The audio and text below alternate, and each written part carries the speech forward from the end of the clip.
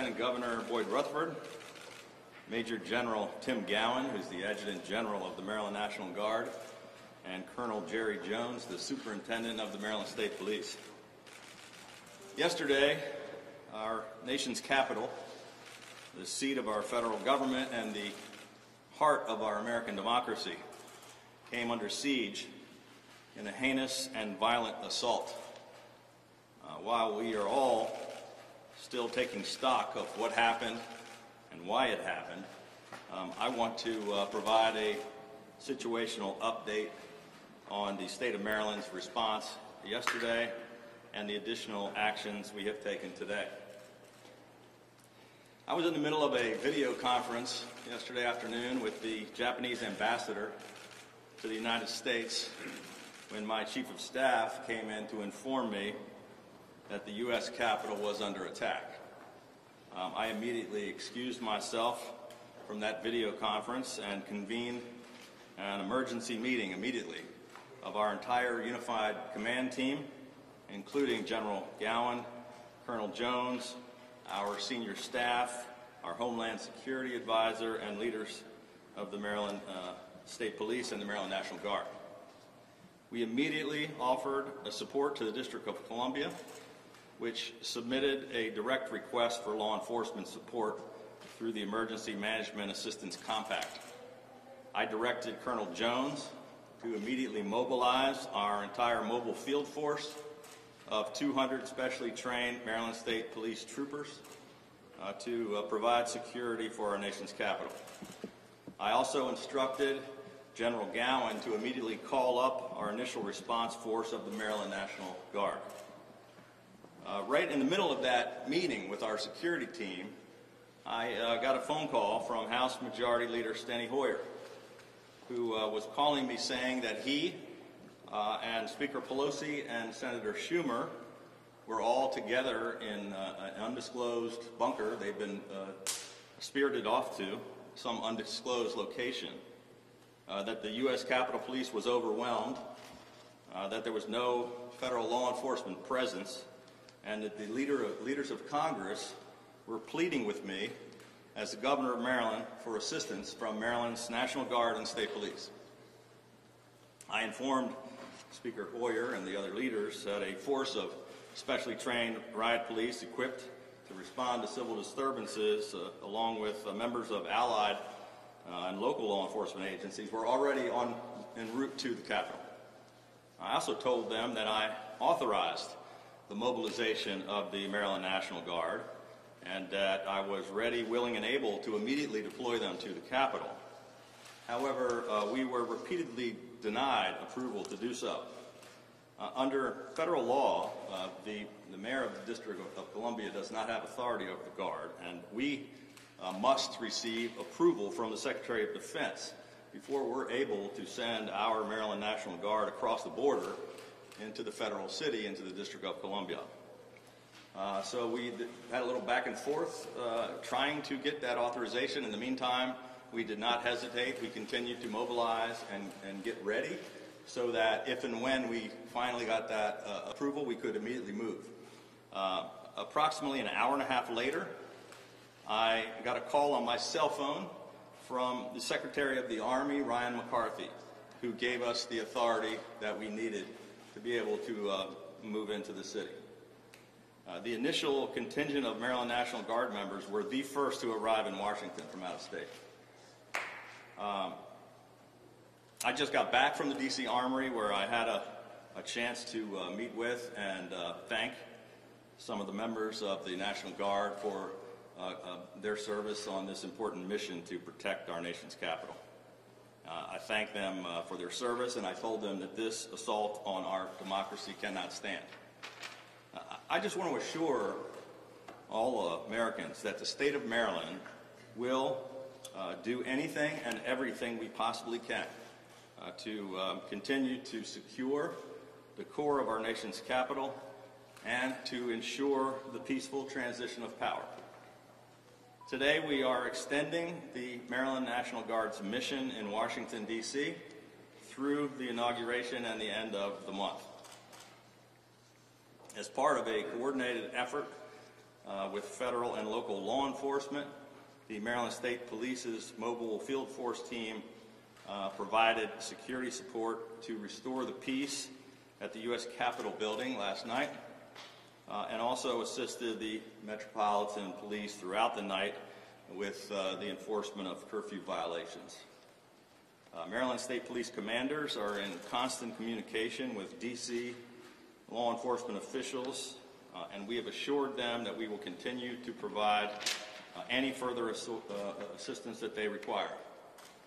I spoke to Mayor Bowser last night and offered her Maryland's full support in the days and the weeks ahead. In addition, Maryland State Police, as well as the Maryland Capitol Police, some of which you see around here, have increased security around the Maryland State House complex. There's been a number of incidents at state capitals and governor's mansions around the country. It is somewhat fitting that we are addressing this shameful attack on our democracy from this historic state house, which is the very first peacetime capital of the United States.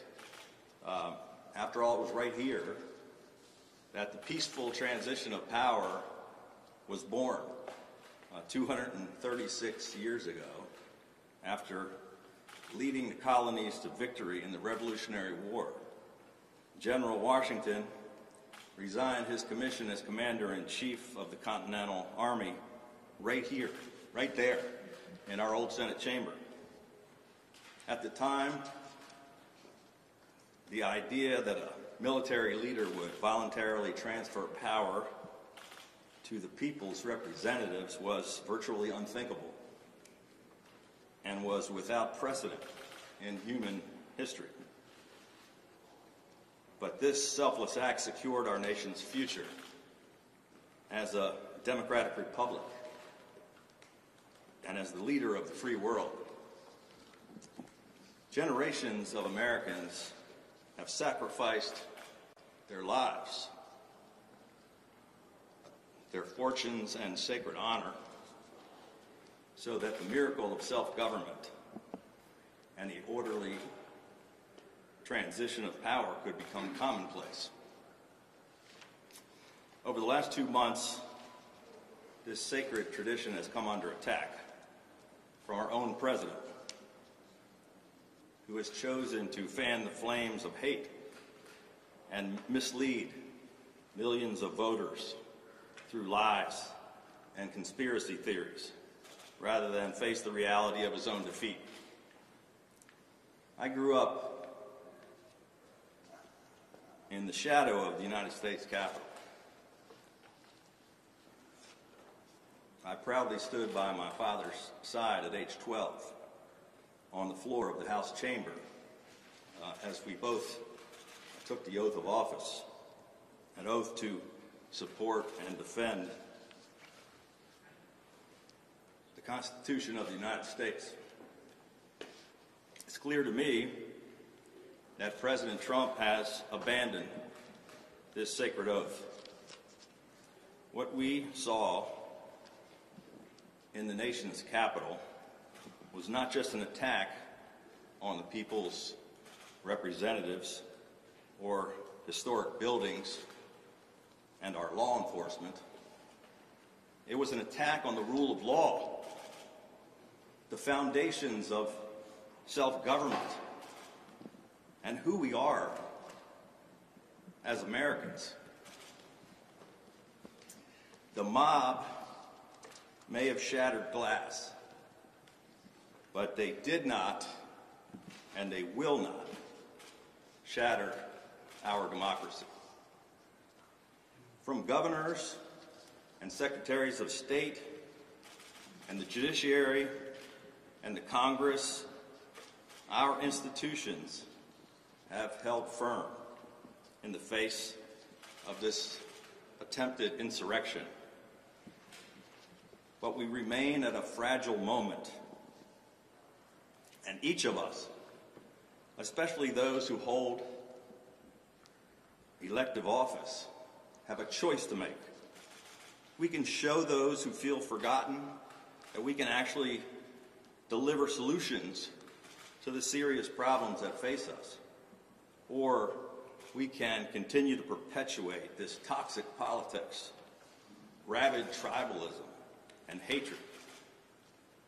We can either face the truth or be destroyed by lies.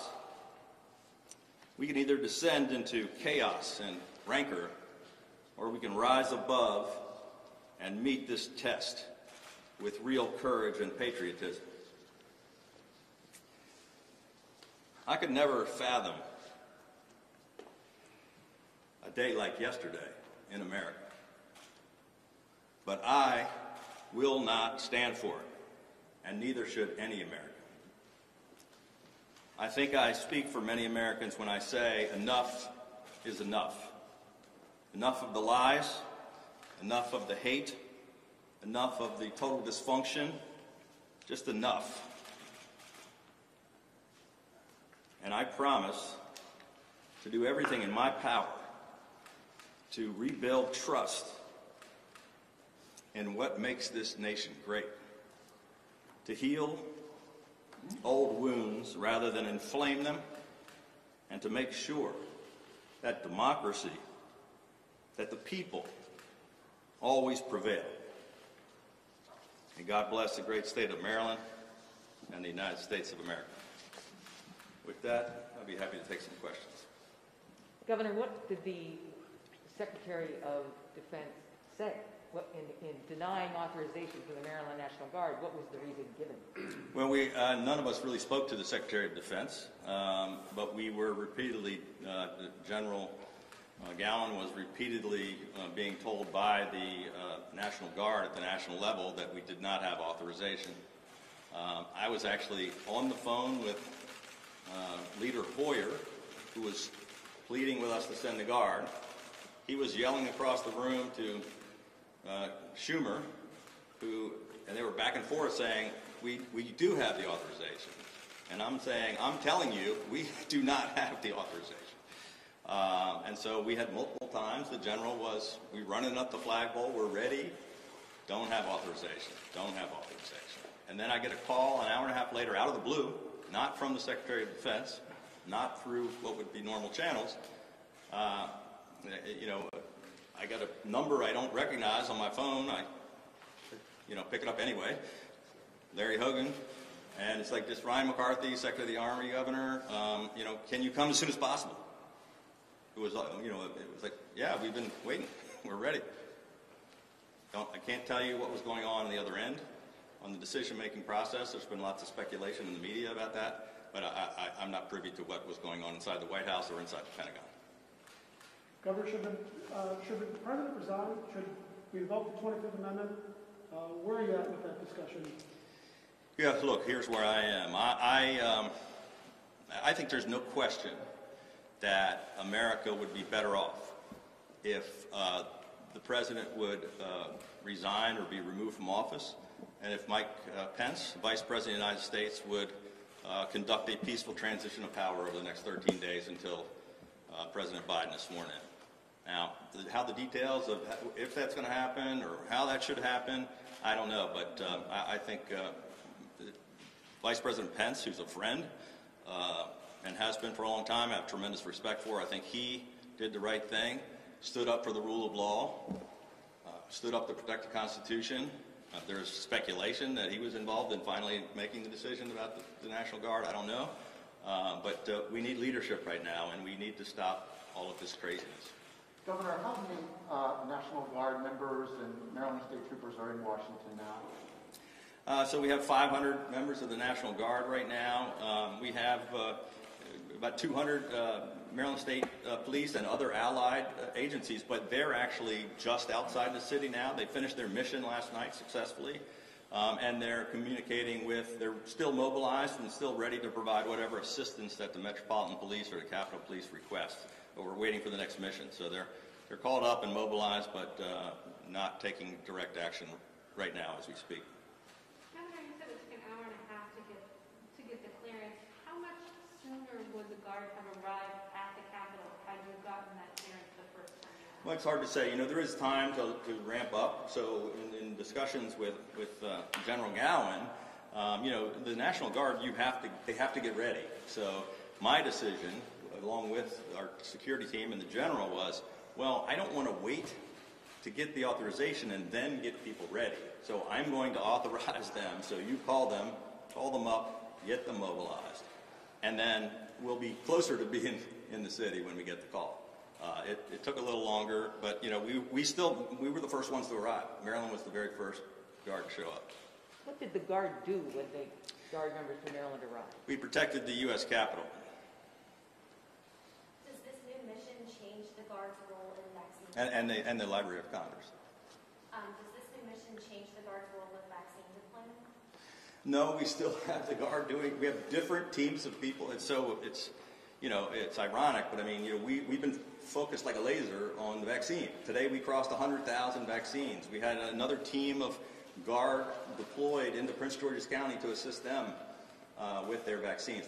Yesterday we were in Charles County, so we're still utilizing the Guard for other missions, but this is a different group of Guard that we had to send down to help protect the nation's capital.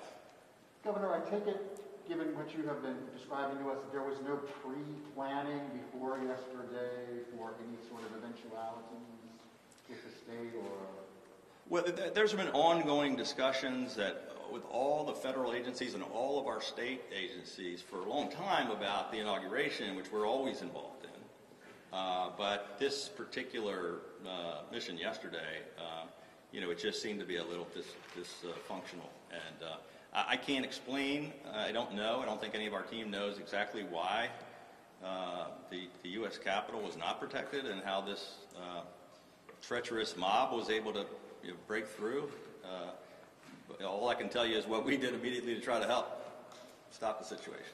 Last question. Have you had any conversations? The inauguration is in 13 days. Have you had any conversation about Maryland's involvement? I guess the first question is, do you think they can safely hold an inauguration in 13 days? Well, I know that our entire team and every agency is talking to every federal agency, has been for months and months, as we do every inauguration. And yeah, I'm sure everybody's concerned about how to do it safely. I haven't personally been involved in discussions over the past day or so on inaugural planning, but I know they're continuing to proceed and trying to make sure they can do it in a safe way. It's one of the reasons why we now have, in addition to us, I think we have 5 other states of National Guard. The 6,000 Guard members are now in the city, and they're all planning to be available through the inauguration. Governor, the legislative session starts next week. It does? It might have been on your mind, might not been. I was curious, what are your top priorities going into that? And can you tell us a little bit more Sure. about Yeah, we actually had hoped to be focused on that today. It was going to be about some of our legislative priorities, and of course we got completely distracted on more important things. But next week I think we'll be announcing. Look, our priorities for the session are pretty simple. We're focused on the response to the virus and the recovery of our economy. And we had a great productive discussion yesterday before all of this happened with the Speaker and the Senate President to talk about. I think we all share the same desire. That the most important priorities are, the struggling Marylanders, struggling businesses, helping people get the assistance they need, providing more economic relief, and continuing to, fight the virus. So that's what we're going to be focused on, and we'll likely have multiple announcements next week to talk about. Yeah. Thank you. Thank you.